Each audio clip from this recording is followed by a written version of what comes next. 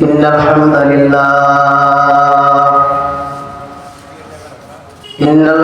لله نحمده ونستعينه ونستغفره ونؤمن به ونتوكل عليه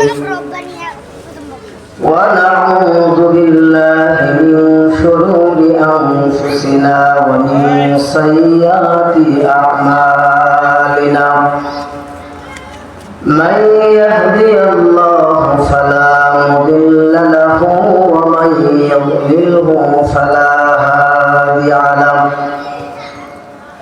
أشهد أن لا إله إلا الله وحده لا شريك له وأشهد أن محمدا عبده ورسوله صلى الله عليه وعلى آله وأصحابه وبارك وسلم عما بعد فأعوذ بالله من الشيطان الرجيم بسم الله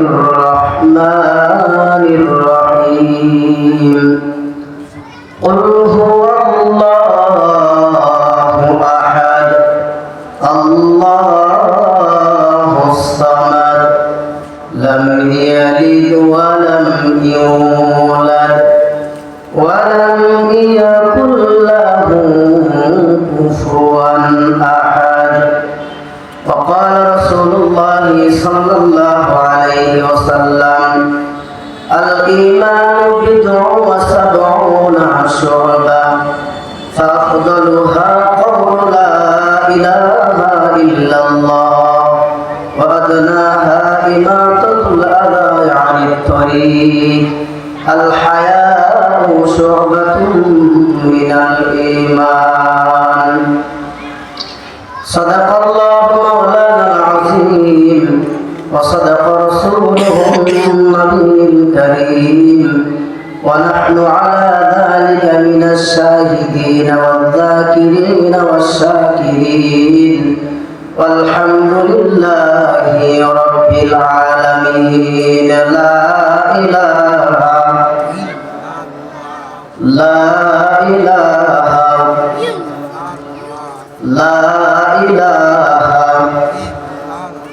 لا إله لا إله إلا الله محمد رسول الله সকলে একবার পড়ি সাল্লাল্লাহু আলাইহি ওয়াসাল্লাম।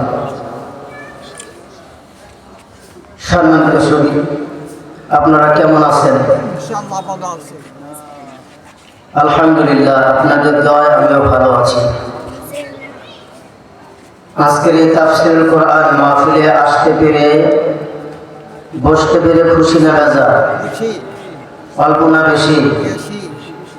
এই জন্য উচ্চ জবানে বলিষ্ঠ কণ্ঠে আরেকবার শুকরিয়া জ্ঞাপন করছি। সকলে বলি আলহামদুলিল্লাহ।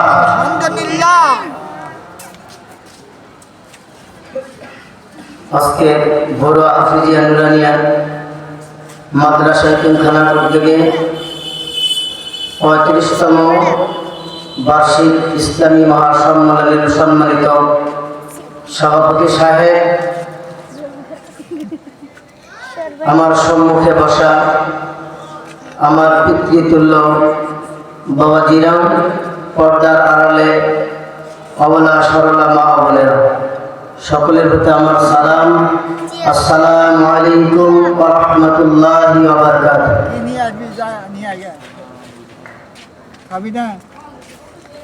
সম্মানিত হাজিরিন, আল্লাহ সুবহানাহু ওয়া তাআলা এমন একটি সময়, এমন একটি মুহূর্তে আল্লাহ পাক আমাদেরকে জালিসুর রহমান বেহেশতের বাগানে বসে কিছু কথা বলা এবং শোনার তৌফিক দান করেছেন। এই মাহফিলে যারা এসেছেন তারা বড় ভাগ্যবান, যারা আসতে পারে নাই তাদের মতো হতভাগা আর আল্লাহর জমিনে নাই। এবং যে জায়গার ভিতরে জায়গার ভিতরে আল্লাহ পাকের তরফ থেকে সাকিনা নাজিল হয়। একটু জোরে সরে বলি সুবহানাল্লাহ। সম্মানিত হাজিরিন,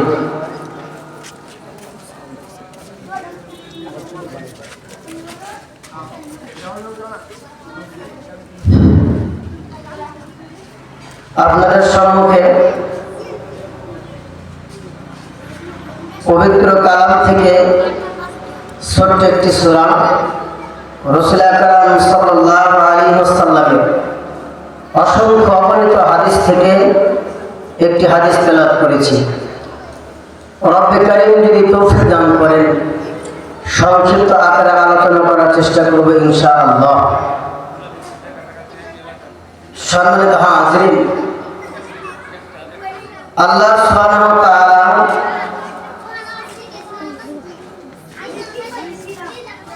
আমাদেরকে এই পৃথিবীতে প্রেরণ করেছেন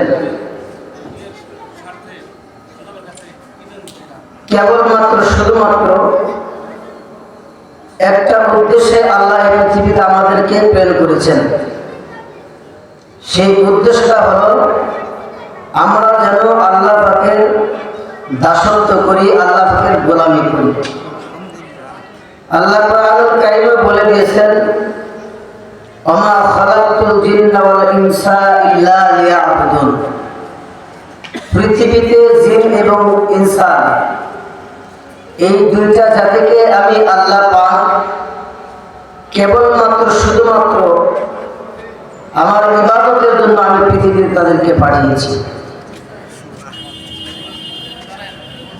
তো আমরা পৃথিবীতে এসেছি কেবলমাত্র শুধুমাত্র আল্লাহ তাআলার ইবাদত করার জন্য।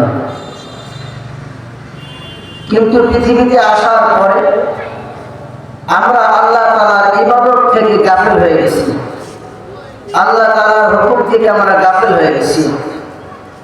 এই জন্য আল্লাহ সুবহানাহু ওয়া তাআলা যে সমস্ত মানুষগুলো আল্লাহর ইবাদত থেকে গাফিল হয়ে গেছেন, যে সমস্ত মানুষ পথ ভুলে গেছেন, আল্লাহর হুকুম থেকে দূরে সরে গেছেন, এই সমস্ত মানুষগুলাকে আবার আল্লাহ তাআলা হুকুম কায়েম করার জন্য, আল্লাহর দাসত্ব আর একত্ববাদের স্বীকৃতি দেওয়ার জন্য, মানুষদেরকে দ্বীনের রাস্তায় পরিচালিত করার জন্য রব্বে কারীম যুগে যুগে লক্ষাধিক পয়গম্বর এই পৃথিবীতে পাঠিয়েছেন। বলেন সুবহানাল্লাহ। সুবহানাল্লাহ। এই পৃথিবীতে সকল নবীরা এসে একটা দাওয়াত তারা দিয়েছেন, বলো কাউলু লা ইলাহা ইল্লাল্লাহ। এই একটা দাওয়াত দিয়েছেন, ভিন্ন কোনো দাওয়াত দেন নাই। বলেছেন যে বলো তোমরা লা ইলাহা ইল্লাল্লাহ, এক আল্লাহ বাদে কোনো ইলাহা নাই। এই স্বীকৃতি যারা দুনিয়াতে দিয়েছেন এবং স্বীকৃতি দিয়ে যারা আল্লাহকে মেনে নিয়েছেন তারা সফলতা অর্জন করেছেন, আর যারা মানে নাই তারা সফলতা অর্জন করতে পারে না। এজন্য আল্লাহ সুবহানাহু ওয়া তাআলা যেই দিন আমাকে আপনাকে পৃথিবীতে পাঠাবেন, অর্থাৎ মানব জাতি আল্লাহ তাআলা পৃথিবীতে পাঠাবেন, আল্লাহ তাআলা ফেরেশতাদেরকে পরামর্শ করবেন যে আমি পৃথিবীতে একটা জাতি পাঠাইতে চাই। ফেরেশতারা বললেন, রব্বে কারীম আমার কোন জাতি আপনি পৃথিবীতে পাঠাইতে চাচ্ছেন? আল্লাহ পাক বললেন, আমি মানব জাতি অর্থাৎ ইনসান একটা জাতি আমি পৃথিবীতে পাঠাইতে চাই। ফেরেশতারা বললেন, রব্বে কারীম এর আগে আপনি এমন একটা জাতি পৃথিবীতে পাঠিয়েছিলেন যেই জাতি আপনার কথা শুনে নাই, আপনাকে মানে নাই, তারা হানাহানি, মারামারি, ছিনতাই, ধর্ষণ, খুন সব তারা করেছে। আবার এমন একটা জাতি আপনি পাঠাবেন তারা আপনার কথা শুনবে না, মানবে না, আপনার ইবাদত করবে না, দাসত্ব করবে না। আল্লাহ তাআলা বললেন, ইন্নী আ'লামু মা লা তা'লামুন। হে ফেরেশতারা, আমি যা বুঝি, আমি যা জানি, তোমরা তা বুঝো না, তোমরা তা জানো না।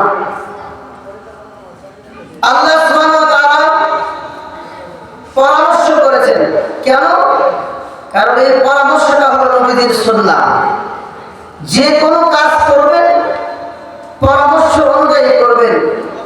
পরামর্শ করলে ওই কাজের ভিতরে বরকত দিবেন কে? একটু জোরে বলেন, বরকত দিবেন কে? এখান থেকে এক নম্বর শিক্ষা, আমরা যেই কাজ করি না কেন আমরা পরামর্শ অনুযায়ী কাজটা করব। সেটা আমার পারিবারিক বিষয়ের কোনো কাজ হলে পরামর্শ অনুযায়ী করব। যে কোনো চাকরির ক্ষেত্রে কোনো কাজ হলে আমরা পরামর্শ অনুযায়ী করব। পরামর্শ অনুযায়ী করলে ওই কাজের ভিতরে আল্লাহ বরকত আর রহমত দিয়ে ভরপুর করে দেন। বলেন সুবহানাল্লাহ। এজন্য সম্মানিত হাজিরিন, আল্লাহ সুবহানাহু ওয়া তাআলা জিবরাইল আলাইহিস সালাতু ওয়াস সালাম ডাক দিয়ে বললেন, হে জিবরাইল, আমি একটা জাতি পৃথিবীতে পাঠাতে চাই। জিবরাইল আলাইহিস সালাতু ওয়াস সালাম এবং ফেরেশতারা বলেন, রব্বে কারীম, এমন কি কাজ বাকি আছে, এমন কি ইবাদত বাকি আছে যে ইবাদতগুলো আমরা করি না, যেই কাজগুলো আমরা করি না, যেই কাজের জন্য নতুন একটা জাতি, নতুন একটা জাত আপনি পৃথিবীতে পাঠাইতে যাচ্ছেন, সব আমরা করি। আপনার দাসত্ব আমরা করি, আপনার গোলামিটা আমরা করি, আপনার উপরে তাসবিহটা আমরা করি। তো এমন কি কাজ বাকি আছে যে কাজের জন্য আমরা একটা নতুন জাতিকে আপনি পৃথিবীতে পাঠাবেন? এই জাতি যায় পৃথিবীতে হট্টগোল করবে, আপনাকে মানতে চাবে না, মানবে না, আপনার সমকক্ষ তৈরি করে ফেলবে, তারা আপনাকে রব বলে স্বীকৃতি দিবে না।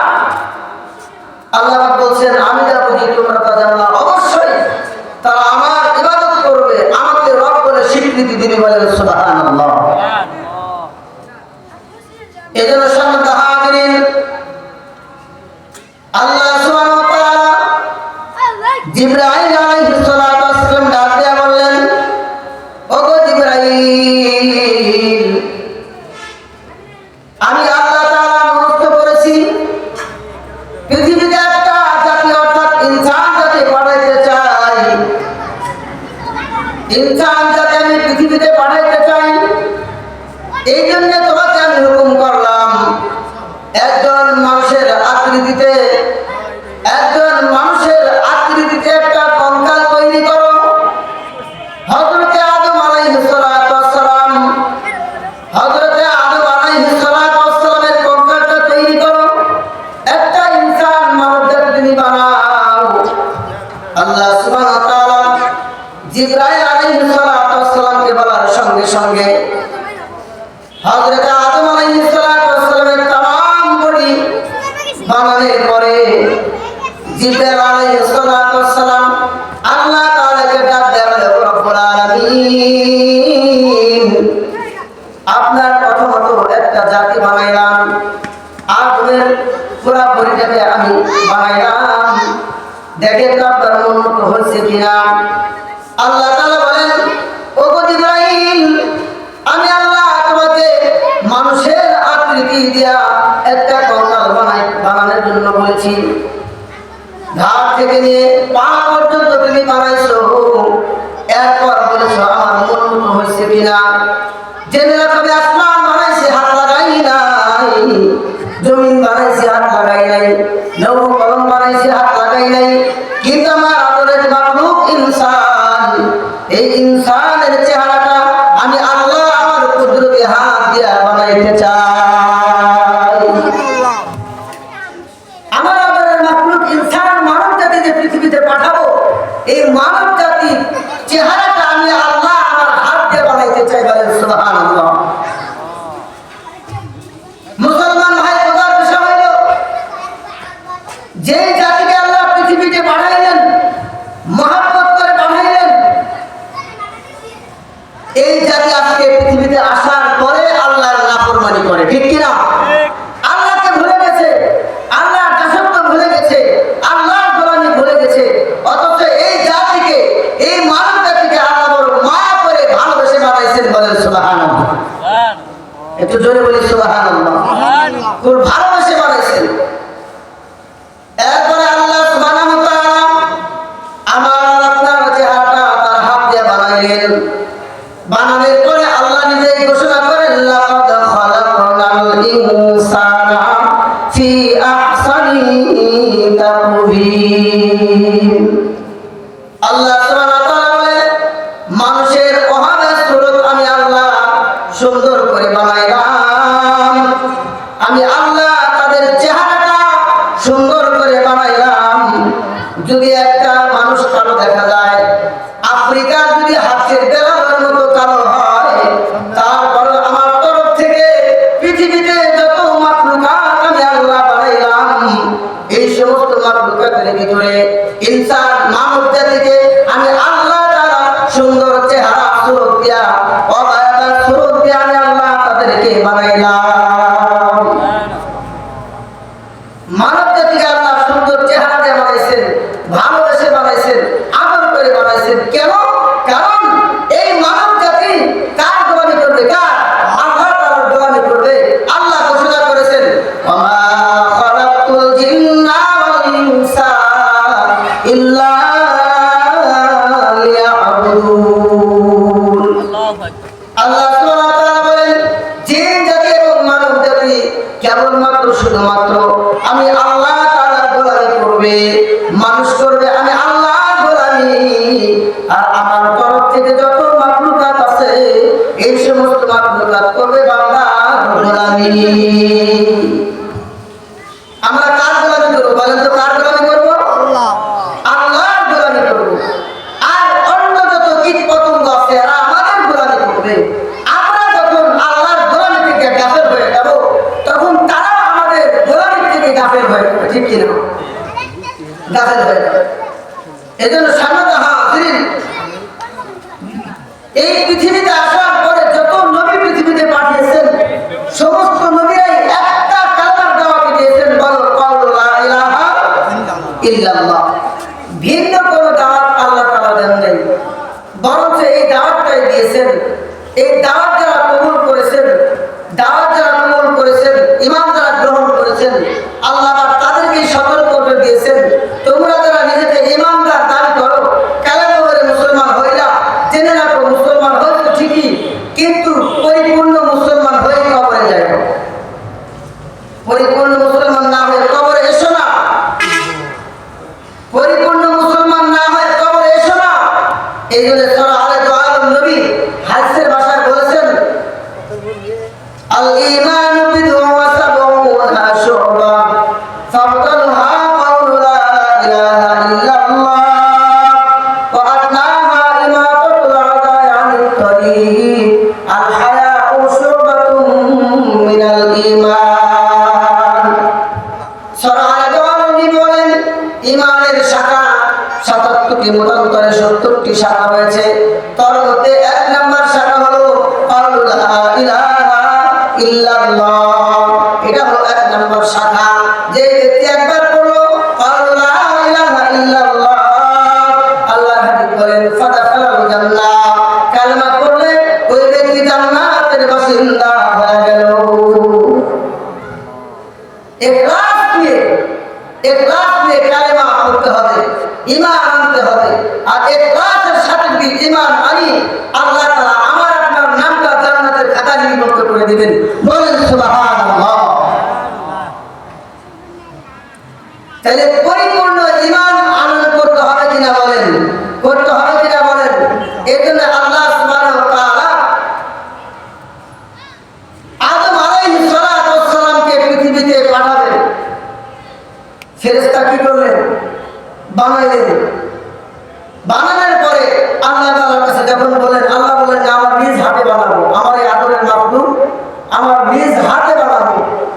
আল্লাহ তাআলা নিজ হাতে আমাদেরকে বানাইলেন। বানানোর পরে সংক্ষিপ্ত করে দিচ্ছি বা মূল আলোচনায় চলে যাব। বানানোর পরে জান্নাতের ভিতরে রেখে দিলেন। কোথায় রাখলেন? জান্নাতের ভিতরে রেখে দিলেন। রেখে দেওয়ার পরে আল্লাহ সুবহানাহু ওয়া তাআলা আদম আলাইহিস সালাতু ওয়াস সালামের উপরে একটা আদেশ করলেন, একটা নিষেধ করলেন। কথাগুলি ভালোভাবে বুঝবেন। সর্বপ্রথম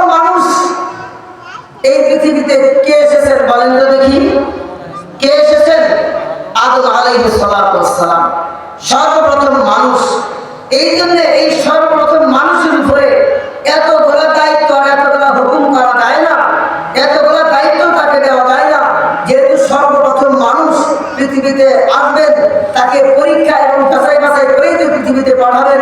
পৃথিবীতে আসার পরে কি কাজগুলো আমাদেরকে দিবেন, সেই কাজের ধারাবাহিকতা আল্লাহ তাআলা জান্নাতের ভিতরে আদম আলাইহিস সালামকে দিয়ে শিখিয়ে দিয়েছেন।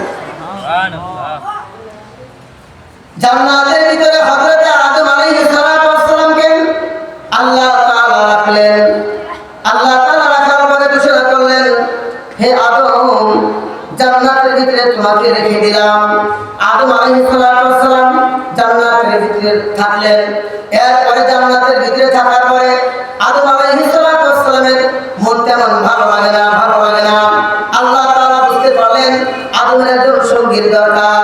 আল্লাহ সুবহানাহু ওয়া তাআলা হযরত আদম আলাইহিস সালামের বাম পায়ের হাত থেকে তার একজন সঙ্গিনী মা হাওয়া আলাইহিস সালামকে আল্লাহ তাআলা বানাইলেন।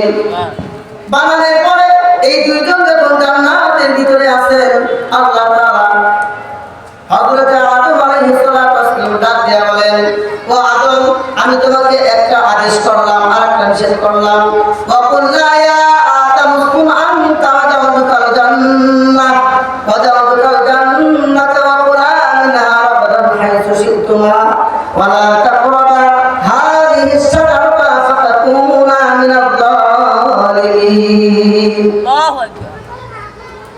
আল্লাহ তাআলা পয়গম্বর আদম আলাইহিস সালামকে ডাকে বলেন, ওয়াকুল্লা ইয়া আদম উসকুন আনতা ওয়া যাওয়াতুকাল জান্নাহ, হে আদম, তোমরা জান্নাতের ভিতরে থাকো।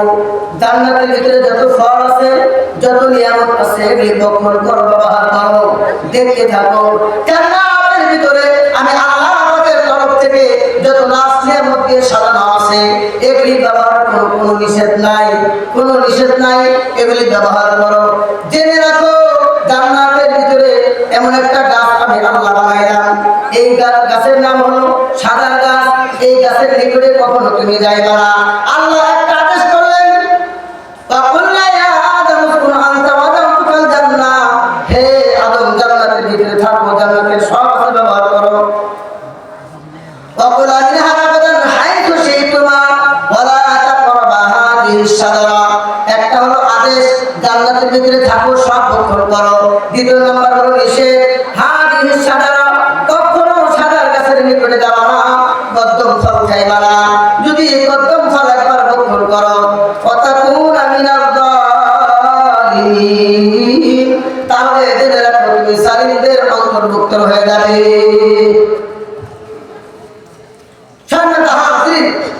এই যে আল্লাহ তাআলা একটা আদেশ করে জান্নাতের ভিতরে থাকো, সব ভক্ষণ করো, একটা আদেশ, কিন্তু সাবধান, একটা নিষেধ করলেন, এই গাছের ভিতরে যাবা না, ফল খাবা না।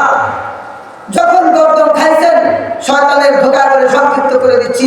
এখানে একটা কথা বোঝার বিষয়, আমাদের দেশের অনেক মানুষ এরকম পাওয়া যায়, তারা বলে আদম আলাইহিস সালাম ভুল না করলে আমরা পৃথিবীতে আসতাম না। বলে কিনা বলেন? নবীরা হলেন মাসুম, নবীদের কোনো গুনাহ নাই। নবীরা হলেন মাসুম, নবীদের কোনো গুনাহ নাই। কিন্তু কিছু ঘটনা আল্লাহ তাদেরকে দিয়ে ঘটাইছেন উম্মতদের বোঝানোর জন্য, অন্য উম্মতদেরকে ওইখান থেকে শিক্ষা গ্রহণ করার জন্য আল্লাহ তাআলা পয়গম্বরকে দিয়া কিছু ঘটনা আল্লাহ ঘটায় দেখা দিয়েছে। কারণ এই পৃথিবীতে যে আমরা আসবো, এটা আল্লাহ তাআলা বলছেন কিনা? আল্লাহ ফেরেশতাদেরকে বলছেন, ওয়া ইযা ক্বালা রাব্বুকা লিল মালাইকাতি ইন্নী জা'ইলুন ফিল আরদি খলিফা। আল্লাহ বলছেন যে পৃথিবীতে আমি প্রতিনিধি বানাইতে চাই, মানব জাতি বানাইতে চাই। ফেরেশতারা বলছিলেন পাঠিয়ে না। তো যারা বলে আদম ফল না খাইলে পৃথিবীতে আমরা আসতাম না, তারা ভুলের ভিতরে আছে। আল্লাহ শিক্ষা দিয়েছেন যে আদম শোনো, এই যে জান্নাতের ভিতরে তোমাকে একটা আদেশ করলাম, এইরকম আদেশ কিয়ামতের আগ পর্যন্ত এই মানুষের উপরে যাবে। সুবহানাল্লাহ বলেন। আদেশ মানুষের উপরে আমি আল্লাহ করব কিনা বলেন? আল্লাহ করেছেন। কিভাবে করেছেন দেখেন। আল্লাহ সুবহানাহু ওয়া তাআলা যে লক্ষাধিক পয়গম্বর পৃথিবীতে পাঠিয়েছেন,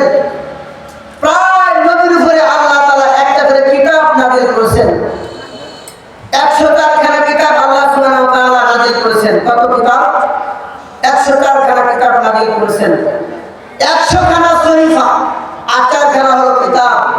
100 খানা 100 খানা হলো সহিফা, 8 খানা হলো কিতাবুল্লাহ। সহিফায়ে আদম, সহিফায়ে নূহ, সহিফায়ে ইব্রাহিম, এগুলো হলো সব সহিফা। আল্লাহ তাআলা এই সমস্ত কিতাবগুলা তাদেরকে দিয়েছেন, আর এই কিতাবগুলা দিয়ে দিয়ে তাদের উম্মতদেরকে কি করেছেন? নসিহত করেছেন, দ্বীনের রাস্তায় নিয়ে এসেছেন, ইসলামের রাস্তায় নিয়ে এসেছেন। যেই মানুষগুলা পথ ভুলে গিয়েছে, ইসলাম থেকে দূরে সরে গিয়েছে, আল্লাহর নাফরমানি করা শুরু করে দিয়েছে, ওই মানুষগুলাকে এই কিতাব দিয়া বুঝা ওই সমস্ত মানুষগুলাকে আবার আল্লাহর সাথে শরীক করে দিয়েছেন, আল্লাহর সাথে সম্পর্ক তৈরি করে দিয়েছেন। বলেন সুবহানাল্লাহ। এই জন্য সম্মানিত হাজিরিন, আল্লাহ তাআলা ওইখান থেকে শিক্ষা দিয়ে বললেন, আদম, এই যে জান্নাতের ভিতরে তুমি থাকলা, শয়তানের ধোঁকা করে কদম ফল খাইলা, এইবার কিন্তু জান্নাতের ভিতরে তুমি থাকতে পারবে না, কারণ জান্নাতটা হলো পবিত্র জায়গা। এখন তুমি ফল খাইছো, তোমার এবার মন ত্যাগের অনুভূতি তৈরি হয়েছে, এখন আর জান্নাতের ভিতরে থাকবে না। ফল ভক্ষণ করার সঙ্গে সঙ্গে জান্নাতি কাপড় পরে গিয়েছে। আদম আলাইহিস সালাম বুঝতে পেরেছেন যে আমি অন্যায় করে ফেলেছি। আসমানের দিকে তাকাইয়া আদম আলাইহিস সালাম চোখ দিয়ে পানি বের করে দিয়েছেন। আল্লাহ পাক বলেন, হাবিব, কাঁদবেন না, এইটা হলো আপনার উম্মতের জন্য একটা শিক্ষা। আপনি এখনই তওবা করেন, এখনই পড়েন রব্বানা। আমার সাথে সকলেই পড়েন, রব্বানা যালামনা আনফুসানা ওয়া ইল্লাম তাগফির লানা ওয়া তারহামনা লানাকুনান্না মিনাল খাসিরিন। আল্লাহ সুবহানাহু ওয়া তাআলা পয়গম্বর আদম আলাইহিস সালামকে শিক্ষা দিলেন, পয়গম্বর আপনি দোয়া করেন, রব্বানা যালামনা আনফুসানা ওয়া ইল্লাম তাগফির লানা ওয়া তারহামনা লানাকুনান্না মিনাল খাসিরিন। ও রব্বুল আলামিন, আমি আমার উপরে জুলুম করেছি, আমি নিজের উপরে জুলুম করেছি, অত্যাচার করেছি, আল্লাহ আমাকে মাফ করিয়া দেন। দোয়া করেছেন। এই জন্য ওই সময় থেকে কিয়ামতের আগ পর্যন্ত এই পৃথিবীর মানুষ যত গুনাহ করুক না কেন, যদি সে তওবা করে, ইস্তেগফার করে, আল্লাহ তাআলার কাছে যদি মাফ চায়, আল্লাহ সঙ্গে সঙ্গে বান্দার তামাম জিন্দেগীর গুনাহগুলো আল্লাহ মাফ করে দিবেন। বলেন সুবহানাল্লাহ। মাফ করে দিবেন গুনাহ। এইখান থেকে শিক্ষা, আমরা যদি এইখান থেকে শিক্ষা না নিতে পারি, তাহলে আমরা আল্লাহ তাআলার কাছে মাফ চাবো কিভাবে? আল্লাহ সুবহানাহু ওয়া তাআলা বললেন, এখন জান্নাতের ভিতরে তুমি থাকতে পারবে না, বের হয়ে যাও। আল্লাহ সুবহানাহু ওয়া তাআলা বলেন, কুল্লাহ বিতু মিনহা জামিয়া, তোমরা নেমে যাও, জান্নাত থেকে নেমে যাও। কুল্লাহ বিতু মিনহা জামিয়া, তোমরা জান্নাত থেকে নেমে যাও। ফাইম্মা ইয়াতিয়ান্নাকুম মিন্নি হুদান ফামান তাবিআ হুদা, তোমরা এই জান্নাতের ভিতরে আসতে পারবে ওই সময়, কোন সময়? আমার তরফ থেকে যখন কোনো আদেশ তোমাদের মাঝে যাবে, যখন কোনো নিষেধ তোমাদের মাঝে যাবে, আমার আদেশগুলো যদি তোমরা মানতে পারো, আমার আদেশগুলো যদি তোমরা মানতে পারো, আর আমার নিষেধগুলো থেকে যদি বিরত থাকতে পারো, তাহলে আবার এই জান্নাতের ভিতরে তোমরা আসতে পারবে। আদম আলাইহিস সালাম বলেন, ও রব্বুল আলামিন, জান্নাতের ভিতরে ধোঁকা দিয়ে কদম ফল খাওয়াইছে, দুনিয়াতে তো কদম ফল খাওয়াবে? না, দুনিয়াতেও ধোঁকা দিতে পারবে না, কারণ আমি দুনিয়াতে তোমাদেরকে পাঠাইলাম, পাশাপাশি আমি কিতাবও দিলাম। এই কিতাবের ভিতরে আমি আল্লাহর তরফ থেকে যত আদেশ আছে, এই আদেশগুলো যদি তোমরা মানতে পারো, জেনে নাও ইয়াফালা খাউফুন আলাইহিম ওয়া লা হুম ইয়াহজানুন। আল্লাহ বললেন, ইয়াফালা খাউফুন আলাইহিম ওয়া লা হুম ইয়াহজানুন, আমার তরফ থেকে যদি কোনো আদেশ যায়, সেটাকে যদি আঁকড়ে ধরো, তোমাদের কোনো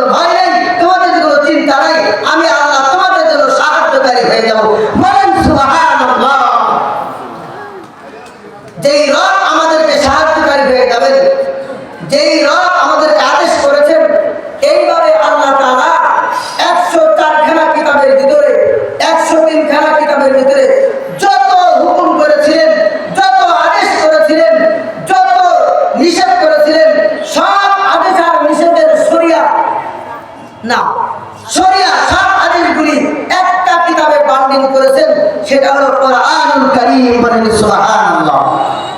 সেই কিতাবের নাম কি? কোরআনুল কারীম। কিন্তু আমাদের দেশে এখন পর্যন্ত 4 কিতাব মানার লোক আছে না নাই? জোরে বলেন, কথা জোরে বলেন, কথা বুঝাইতে পারছি আপনাদেরকে? 4 কিতাব মানার মানুষ এখনো আছে। তারা বলে এই 4 কিতাব মানতে হবে, সব মানি। এখন তো 4 কিতাব মানতে হবে না, ওই 4 কিতাব ধরে ঈমান আনতে হবে, কিন্তু মানা লাগবে না। কারণ ওই 103 খানা কিতাবের যত হামলা, আপনারা যখন জমি দলিল করেন, অর্থাৎ সব দলিল কাটতে 4 জমি, কাটতে 4 জমি ডকুমেন্ট আছে না? আছে কিনা বলেন? ঠিক এরকম ভাবে আদম আলাইহিস সালামকে আল্লাহ একটা আদেশ করেছিলেন, সে আদেশ থেকে শুরু করে কিয়ামতের আগ পর্যন্ত যত আল্লাহ পাকের তরফ থেকে আদেশ আর নিষেধ আল্লাহ তাআলা করবেন এবং করেছেন, সব কিছু বান্ডিল আকারে আল্লাহ কোরআনুল কারীমে তুলে ধরেছেন। বলেন সুবহানাল্লাহ। সেই কোরআনুল কারীম আমরা পেয়েছি, বলি আলহামদুলিল্লাহ। সেই কোরআনুল কারীম থেকে ছোট্ট একটি সূরা তেলাওয়াত করি। সূরাটার নাম হলো ইখলাস। সূরাটার নাম কি? ইখলাস। সূরা ইখলাস। ইখলাস শব্দের অর্থ হলো খাঁটি, ইখলাস শব্দের অর্থ হলো পিওর। আল্লাহ তাআলা কোরআনুল কারীমের ভিতরে 114 খানা সূরা নাযিল করেছেন। এই 114 খানা সূরার ভিতরে আল্লাহ তাআলা মানুষের নামের সূরা দিয়েছেন, পিপিলিকার নামের সূরা দিয়েছেন, জিনের নামের সূরা দিয়েছেন, নারীদের নামের সূরা লিখেছেন, পুরুষের নামের সূরা লিখেছেন। সুবহানাল্লাহ। এতগুলা জিনিসের নামে আল্লাহ সূরা বানাইলেন, কিন্তু আল্লাহর নামে, আল্লাহর পরিচয় দেওয়ার জন্য একটা সূরার দরকার আছে না? সমস্ত নবীরা পৃথিবীতে আসার পরে একটাই দাওয়াত দিয়েছেন, বলো কাউলু লা ইলাহা ইল্লাল্লাহ। একমাত্র আল্লাহ তাআলা ছাড়া কোনো ইলাহা নাই, কোনো রব নাই, কোনো হুকুমকর্তা নাই, কোনো আদেশদাতা নাই, কোনো আইনদাতা নাই, কোনো বিধানদাতা নাই, ইল্লাল্লাহ, একমাত্র আল্লাহ তাআলা ছাড়া। ঠিক কিনা?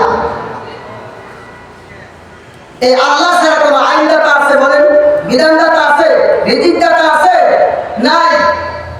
এই দাওয়াত যখন দিয়ে দেন, তখন যারা আল্লাহকে ভুলে গেছে, আল্লাহ তাআলাকে রব বলে মানে না, স্বীকৃতি দেয় না, এই সমস্ত মানুষরা প্রশ্ন করেছে, আপনি যেই রবের দাওয়াত দিচ্ছেন, যেই রবের প্রতি ঈমান আনার কথা বলছেন, আমরা তো 333 কোটি দেবতার পূজা করি, আমাদের তো দেবতার অভাব নাই, কেউ শিক্ষা দেবী, কেউ সরস্বতী দেবী, হ্যাঁ, এরকম দেবীর কোনো অভাব নাই, আমরা তাদেরকে পূজা করি, তাদেরকে মানি। আপনার আবার কোন ইলাহা, কোন রবের দাওয়াত নিয়ে পৃথিবীতে আগমন করছে?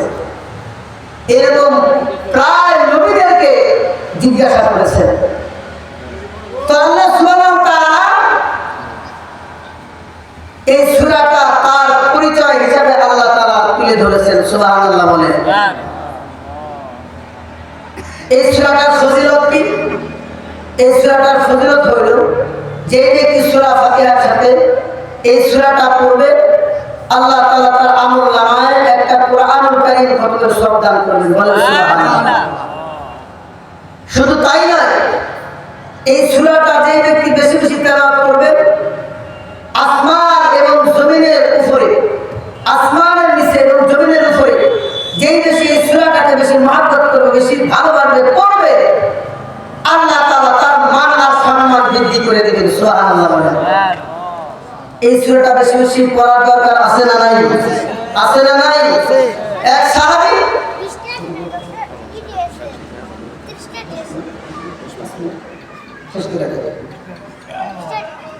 তো এই সূরাটা এক সাহাবী নামাজের ভিতরে সব সময় পড়ে। আল্লাহ রাসূলের কাছে এসে বিচার দিলেন, ও আল্লাহর পয়গম্বর, আপনার এই সাহাবী প্রত্যেক রাকাতে এই একটা সূরাই পড়ে। জিজ্ঞাসা করছেন, ও সাহাবী, তুমি কি এই সূরা ছাড়া আর সূরা জানো না? বলে, ইয়া রাসূলুল্লাহ, অবশ্যই এই সূরা ছাড়া আমি আরো সূরা জানি, কিন্তু যখন নামাজের ভিতরে দাঁড়াই, আমার এমনিতেই আপনা আপনি আমার মুখ থেকে, জবান থেকে সূরাটা বের হয়ে আসে। এই সূরার প্রতি আমার ভালোবাসার মহব্বত একটু বেশি। আল্লাহ নবীজি বললেন, এই সূরাটা তোমাকে জান্নাতে নেওয়ার জন্য যথেষ্ট হয়ে যাবে। বলেন সুবহানাল্লাহ। এজন্য সম্মানিত হাজিরিন, কাফের মুশরিকরা আল্লাহ রাসূল যখন কালেমার দাওয়াত দিয়ে কাফের মুশরিকদের নিকটে গেছেন, কাফের মুশরিকরা বলেছেন,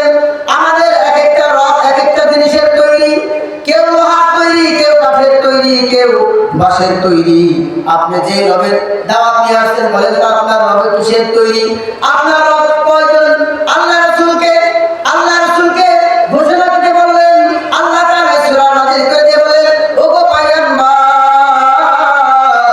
আপনি তাদের জবাব দিয়ে দেন, কুল হুয়াল্লাহু আহাদ, আমার আল্লাহ হলেন এক, আল্লাহুস সামাদ, আমার আল্লাহ হলেন অমুখাপেক্ষী। পৃথিবীর সব মুখাপেক্ষী, আমার আল্লাহ হলেন অমুখাপেক্ষী। আমরা পৃথিবীর সমস্ত মানুষ আল্লাহ তাআলার কাছে চাই, আল্লাহ তাআলার কাছে পানা চাই, কিন্তু আল্লাহ তাআলা আমাদের কাছে কি চান? কথা বুঝাইতে পারি? আমরা আল্লাহ তাআলার কাছে সাহায্য চাই, আল্লাহ কি আমাদের কাছে সাহায্য চান? না। এর মানে হলো আল্লাহ হলেন অমুখাপেক্ষী আর আমরা হলাম মুখাপেক্ষী। জানাই দিলেন, বলেন কুল হুয়াল্লাহু আহাদ, আমার আল্লাহ হলেন এক, আল্লাহুস সামাদ, আমার আল্লাহ হলেন অমুখাপেক্ষী। লাম ইয়ালিদ ওয়া লাম ইউলাদ, তিনি কাউকে জন্ম দেয় নাই, কেউ তাকে জন্ম দেয় নাই। ওয়া লাম ইয়াকুল্লাহু কুফুয়ান আহাদ, পৃথিবীতে তার সমকক্ষ আর কেউ থাকবে না, ছিল না, থাকবেও না ভবিষ্যৎ। ঠিক কিনা? কিন্তু আমাদের দেশের সমকক্ষ কিছু তৈরি করে বানাইতেছে। কেমন সমকক্ষ? বলে আল্লাহ হচ্ছেন সন্তান দেনেওয়ালা, আল্লাহ সন্তান দিতে পারেন। পারেন কিনা? কিছু মানুষ হিন্দুরা যেরকম দুর্গাতে যায়, দুর্গা পূজা করে, দুর্গাতে দেয় দুর্গা মার কাছে চায়, আমাদের দেশের কিছু মানুষ দুর্গাতে দেয় সন্তান চায়। আছে না? কথা বুঝাইতে পারছি কিনা বলেন? সন্তান দেওয়ার মালিক কে? রিজিক দেওয়ার মালিক কে? হায়াত দেওয়ার মালিক কে? সব দেওয়ার মালিক হলো আল্লাহ। তারা দুর্গার কাছে চায়, আর আমাদের মতো কিছু অবলা মুসলমান দরগার কাছে যায় চায়। এই জন্য সন্তান হাজিরিন চাইতে হবে কার কাছে? আল্লাহ তাআলার কাছে চাইতে হবে। সন্তান হাজিরিন যেই কথাগুলি বললাম, আল্লাহ সুবহানাহু ওয়া তাআলা যদি এই কথার ভিতরে কোনো আমলিয়াতের কথা থেকে থাকে, আপনাদেরকে আমাদের সদর আল্লাহ আমল করার তৌফিক দান করেন। সকলে বলে আমিন।